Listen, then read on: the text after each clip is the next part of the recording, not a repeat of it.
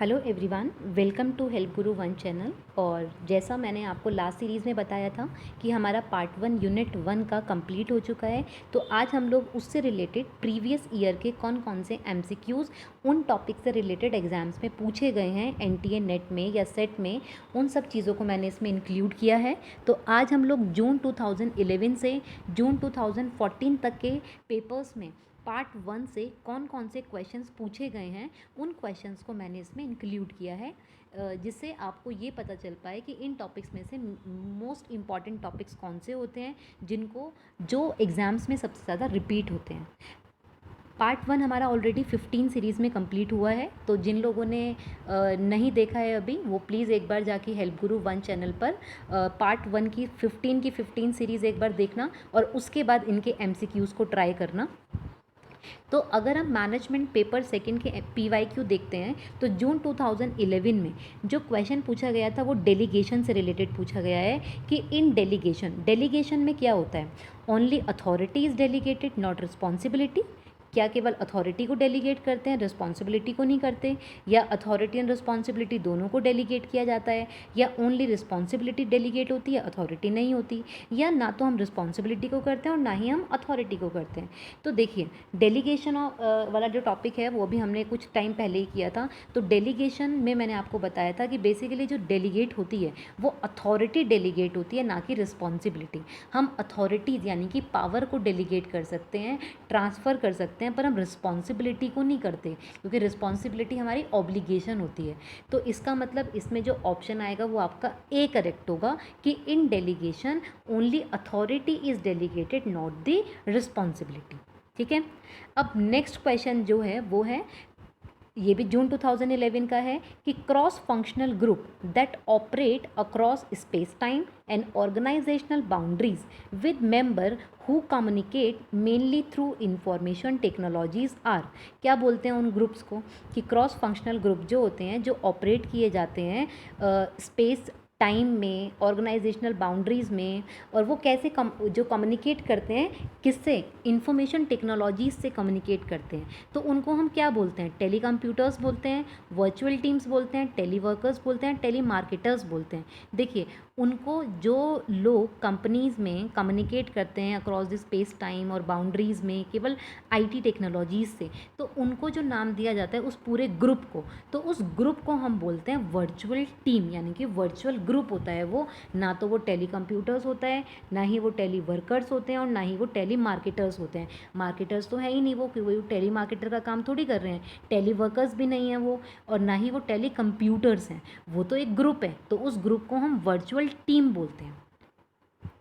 Next, दिसंबर 2011 में question पूछा गया कि an organisational memory include the following except. जो ऑर्गेनाइजेशनल मेमोरी होती है उसके अंदर क्या क्या चीज़ें इंक्लूड होती हैं, किसको छोड़ के उसमें से कौन कौन सी चीज़ें इंक्लूड हैं। तो information that employ process, okay. Knowledge embedded in the organisation system and structure, okay. Documents या knowledge that is not documented. अब एक चीज़ देखिए, ऑर्गेनाइजेशनल मेमोरी पहले हमें पता होना चाहिए वो क्या होती है। ऑर्गेनाइजेशनल मेमोरी होती है जैसे ह्यूमन मेमोरी होती है। ह्यूमन मेमोरी में डेटा स्टोर भी होता है, डेटा रिट्राइव भी होता है, हम डेटा को यूज़ भी करते हैं, है ना। तो वैसे ही ऑर्गेनाइजेशनल मेमोरी होती है जिसमें ऑर्गेनाइजेशन की सारी इन्फॉर्मेशन, एम्प्लॉय से रिलेटेड इन्फॉर्मेशन, ऑर्गेनाइजेशन सिस्टम से रिलेटेड, स्ट्रक्चर से रिलेटेड, डॉक्यूमेंट से रिलेटेड, तो सारा का सारा जो डेटा स्टोर होता है उसको हम बोलते हैं ऑर्गेनाइजेशनल मेमोरी। तो उसको अंदर क्या चीज़ें होनी चाहिए इन सब में से छोड़ के, तो नॉलेज, अभी मैंने आपको बोला इन्फॉर्मेशन एम्प्लॉय की वो भी होनी चाहिए, knowledge embedded in the organisation system ये भी होना चाहिए, तो ये भी नहीं हुआ। डॉक्यूमेंट्स वो भी होता है ऑर्गेनाइजेशन मेमोरी में। Knowledge that is not documented, ऐसी कौन सी नॉलेज होती है जो डॉक्यूमेंटेड ना हो, है ना। तो ये इसका right answer is D. Now next question is that which pattern reflect a pure executive form of management। मतलब जो हमने ऑर्गेनाइजेशन स्ट्रक्चर्स की फॉर्म पढ़ी थी, वो ऑर्गेनाइजेशन स्ट्रक्चर में हम कौन से स्ट्रक्चर को बोलते हैं कि वो प्योर एग्जीक्यूटिव फॉर्म होती है। प्योर एग्जीक्यूटिव फॉर्म का मतलब होता है जिसमें एचआर मैनेजर अलग, ठीक है, स्पेशलाइजेशन हो, एचआर मैनेजर अलग हो, फाइनेंस मैनेजर अलग हो, ठीक है, आपका आईटी मैनेजर्स अलग हो, engineering management, production managers, finance manager, सब अलग अलग होते हैं। यानी कि प्योर एग्जीक्यूटिव फॉर्म कौन सी होती है? फंक्शनल होती है, लाइन होती है, लाइन एंड स्टाफ, या कमिटी। तो हमें पता था लाइन जो होती है वो तो एक वर्टिकल फ्लो में काम करती है।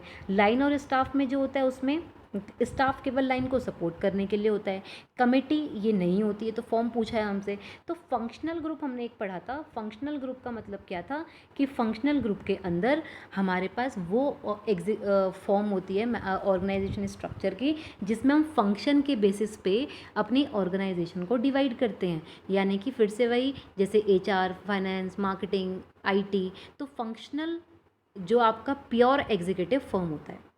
नेक्स्ट, हॉथन एक्सपेरिमेंट किससे रिलेटेड है? अब अगर हम हॉथन एक्सपेरिमेंट की बात करें तो ये भी हमने डिस्कस किया था मैनेजमेंट थ्योरीज़ के अंदर। तो हॉथन एक्सपेरिमेंट हमने देखा था कि क्लासिकल थ्योरी जो था वो तो आपका F.W. टेलर ने दिया था, ये भी हमारे पास नहीं था। क्यों? क्योंकि क्लासिकल थ्योरी के अंदर तो आपका जो डिस्कस किया गया था वो ह्यूमन प्रोडक्टिविटीज़ को लेके और साइंटिफिक चीज़ों को लेके, एडमिनिस्ट्रेटिव चीज़ों को लेके उनको डिस्कस किया गया था। अब सिस्टम थ्योरी तो इनपुट प्रोसेस आउटपुट को डिस्कस करती है, उसके अंदर भी ह्यूमन एक्सपेरिमेंट, हॉथन एक्सपेरिमेंट्स नहीं थे। साइंटिफिक मैनेजमेंट थ्योरी आपकी हेनरी फयोल ने दी थी, जिसके अंदर फंक्शंस, 14 प्रिंसिपल्स की बात हुई थी, तो ये भी आपके पास नहीं है। हॉथन एक्सपेरिमेंट आपके आए थे ह्यूमन रिलेशन थ्योरी के अंदर, जो किसने दिए थे? आपके एल्टन मायो ने दिए थे, और ये 1927 से लेके 1932 तक रन करे थे। वेस्टर्न इलेक्ट्रिक जो शिकागो में एक प्लांट था वहाँ पर हुआ था, और एल्टन मायो ने ये थ्योरी दी थी, ह्यूमन रिलेशन थ्योरी। तो उसके अंदर उन्होंने 4 एक्सपेरिमेंट्स की बात की थी जो हमने डिस्कस की थी सीरीज़ में। तो ये आपका ह्यूमन रिलेशन थ्योरी के का पार्ट होता है। The principle of organization that no employee should report to more than one superior. One superior to one boss, हमने ऐसा पढ़ा था ना, one boss to one superior. हमने जो चीज़ पढ़ी थी वो कौन से प्रिंसिपल के अंदर होता है? स्केलर के अंदर, span of control, unity of command, या unity of direction? Unity of command, यानी कि सी ऑप्शन। जो आपका सी ऑप्शन है ये आपका करेक्ट है। यूनिटी ऑफ कमांड बोलते हैं हम, क्योंकि यूनिटी ऑफ कमांड का मतलब होता है कि एक बॉस केवल किसी एक को ही इंस्ट्रक्शन देगा, single boss to single employ. तो वो प्रिंसिपल जो होता है उसको हम बोलते हैं unity of command. Which is oldest and simplest form of organisation? सबसे पुरानी, ये भी हमने डिस्कस किया था ऑर्गेनाइजेशन स्ट्रक्चर्स में, कि सबसे पुरानी और सबसे सिंपल स्ट्रक्चर कौन सी होती है? Line organisation. ये तो शायद सभी को पता होगा, सबसे पुराना जो स्ट्रक्चर है वो लाइन होता है, क्योंकि लाइन में केवल आपके पास एक लाइन वर्टिकल फ्लो करती है, जिस लाइन के अंदर आपके पास एम्प्लॉयज़ होते हैं और वो मिलके आपस में काम करते हैं। जो आपके इसमें टॉप टू बॉटम चलता है, टॉप अथॉरिटीज़ इसमें ऑर्डर देती है बॉटम वालों को और वो काम करते हैं। फंक्शनल अभी हमने डिस्कस किया था, फंक्शनल वाला होता है जिसमें फंक्शंस के हिसाब से डिफाइन करते हैं। लाइन और स्टाफ में क्या होता है कि स्टाफ एडवाइस करने के लिए, बर्डन कम करने के लिए काम करता है लाइन के साथ। और कमेटी ऑर्गेनाइजेशन है, कमेटी अलग अलग लोगों को मिला के बनाई जाती है। तो जो सबसे पुराना फंक्शन है, जो सबसे पुराना स्ट्रक्चर है, वो आपका लाइन ऑर्गेनाइजेशन है। The term grapevine communication, grapevine communication के बारे में भी हमने पढ़ा था। ग्रेपवाइन कम्युनिकेशन किससे रिलेटेड है? फॉर्मल से, इनफॉर्मल से, रिटन से, या वर्टिकल से? अब देखो, ग्रेपवाइन कम्युनिकेशन मैंने आपको बताया था ये आपका इनफॉर्मल कम्युनिकेशन का पार्ट होता है। ग्रेपवाइन का मतलब होता है कि ऐसी कम्युनिकेशन जो इनफॉर्मल होती है। इनफॉर्मल यानी कि वो किसी के भी थ्रू कोई भी इंफॉर्मेशन स्प्रेड आउट हो जाती है, ठीक है ना। इसको हम ग्रेपवाइन कम्युनिकेशन को इनफॉर्मल क्यों बोलते हैं? इनफॉर्मल इसलिए बोलते हैं क्योंकि जैसे र्यूमर फैलता है ना चीज़ों को लेके, वैसे ही आपका ग्रेपवाइन कम्युनिकेशन फैलता है। तो वो इनफॉर्मल होता है क्योंकि उसमें ये नहीं पता होता कई बार कि जो इन्फॉर्मेशन आई है वो किसने पास की थी। Next question, Taylor differential piece rate system. हमने टेलर की थ्योरी में डिस्कस किए हैं सब चीज़ें, टेलर के प्रिंसिपल्स में डिस्कस किया था कि Taylor differential piece rate system किससे रिलेटेड होता है? टाइम वेज से? नहीं, ठीक है ना। पीस वेज रेट सिस्टम से? देखते हैं। इंसेंटिव वेज सिस्टम से, या नन ऑफ दी अबव?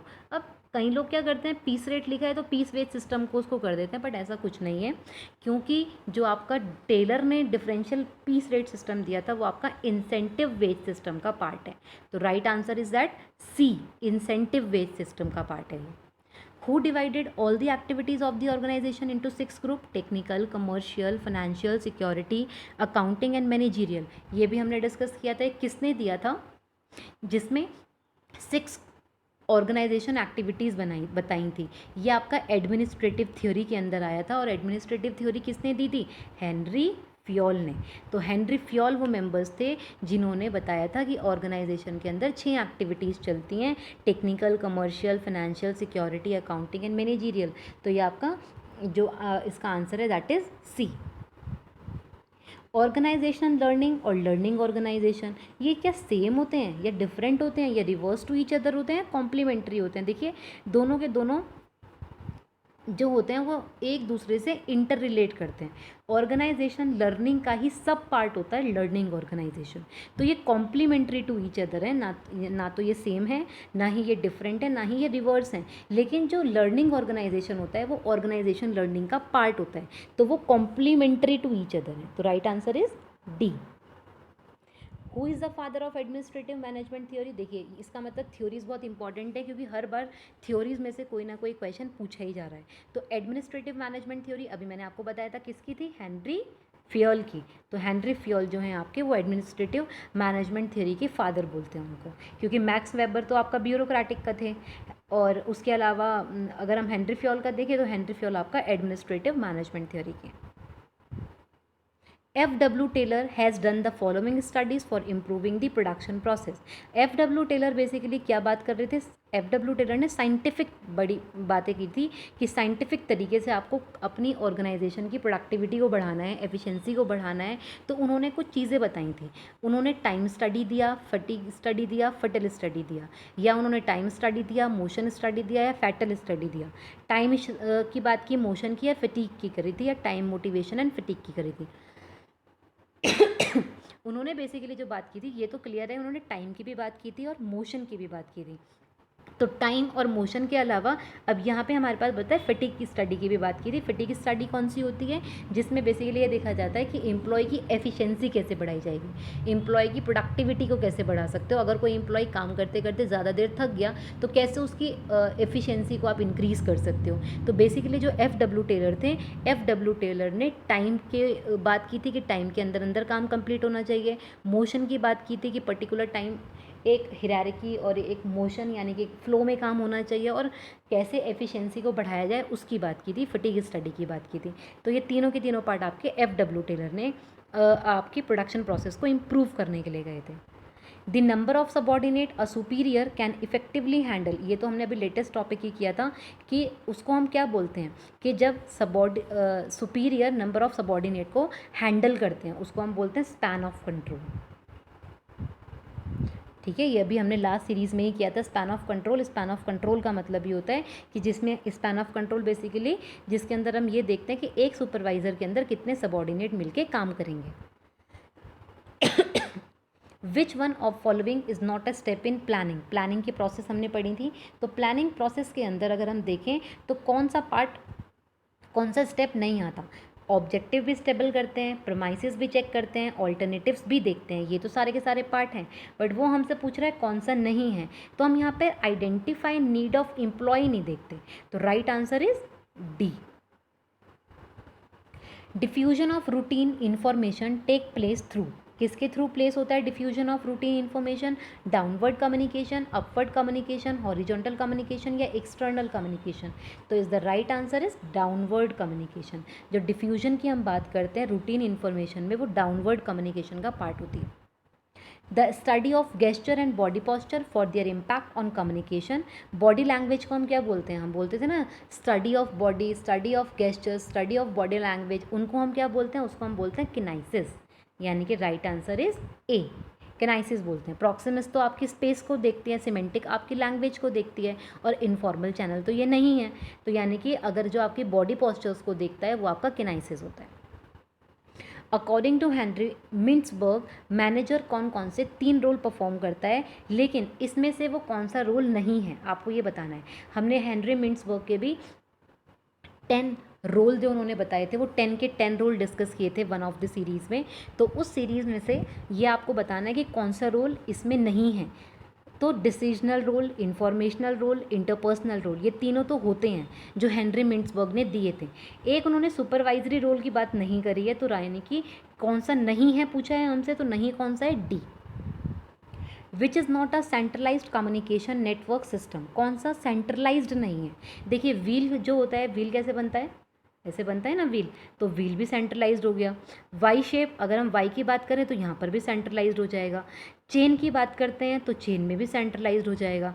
किसमें आपका सेंट्रलाइज्ड नहीं होगा, वो होता है आपका सी, यानी कि right answer that is circle. The ability to understand communication with motivate and support other people both individually and in group. Define which of the following management skills. हमने बात की थी स्किल्स की, कि जो स्किल्स होते हैं बेसिकली वो आपके conceptual skill, soft skills, hard skills, ये सारे स्किल्स होते हैं। तो इन स्किल्स में से ये कौन सा स्किल्स है जिसमें हम लोगों को समझते हैं, लोगों के साथ कम्युनिकेट करते हैं, उनको मोटिवेट करते हैं, उनको सपोर्ट करते हैं, ठीक है। तो वो क्या होते हैं, वो आप होते हैं सॉफ्ट स्किल्स, यानी कि वो हार्ड स्किल नहीं होते हैं, वो सॉफ्ट स्किल्स होते हैं। और सॉफ्ट स्किल्स होते हैं बेसिकली आपके इंटरपर्सनल स्किल। तो यहाँ पे इंटरपर्सनल स्किल की बात हो रही है, तो इंटरपर्सनल स्किल को ही हम सॉफ्ट स्किल्स बोलते हैं। Next, as manager receive a wide variety of information and serve as the nerve centre of internal and external information of the organisation. ये भी आपका जो मिंट्सबर्ग ने 10 रोल बताए थे उनके अंदर वाला एक पार्ट है कि उस रोल को हम क्या बोलते हैं, जिसमें मैनेजर बहुत सारी इन्फॉर्मेशंस को रिसीव भी करता है और सारी की सारी इन्फॉर्मेशन को सर्व भी करता है, बताता भी है इंटरनल एक्सटर्नल इन्फॉर्मेशंस को ऑर्गेनाइजेशन में। तो लीडर का काम तो नहीं होता वो, है ना। डिस्ट्रीब्यूशन, कोई डिस्ट्रीब्यूशन भी नहीं हो रहा है यहाँ पे, रिसोर्स को भी एलोकेट नहीं कर रहा है, तो वो कौन होगा, मॉनिटर, जो इन सारी की सारी चीज़ों को चेक कर रहा है। तो बेसिकली आज हमने यही डिस्कस किया है कि जून 2011 से जून 2014 के PYQ पार्ट 1 से रिलेटेड कौन कौन से पूछे गए, जिसमें हमने जो टॉपिक्स इंपॉर्टेंट रहे हैं वो टॉपिक आपके पास रहे हैं मैनेजमेंट थ्योरीज़ के बारे में, ये आपको अच्छे से आने चाहिए। मैनेजरियल रोल्स के बारे में, उसमें से भी 2-3 क्वेश्चन रिपीट हुए हैं। स्पैन ऑफ कंट्रोल के बारे में, प्रिंसिपल्स के बारे में, तो ये क्वेश्चंस, ये कुछ, और कम्युनिकेशन जो टॉपिक है, तो ये टॉपिक्स ऐसे हैं जिसमें से हर बार कोई ना कोई क्वेश्चन कहीं ना कहीं से रिपीट हो सकता है। तो आप ये टॉपिक्स को ज़रूर एक बार कंप्लीट करेंगे। इसका पार्ट 2 भी मैं अभी आपके पास लेकर आऊँगी, जिसमें 2015 से 2019 तक के कौन कौन से PYQ आए हैं वो भी हम एक बार डिस्कस करेंगे। तो आज की क्लास के लिए thank you so much. Keep learning with help Guru 1 and all the very best for exam.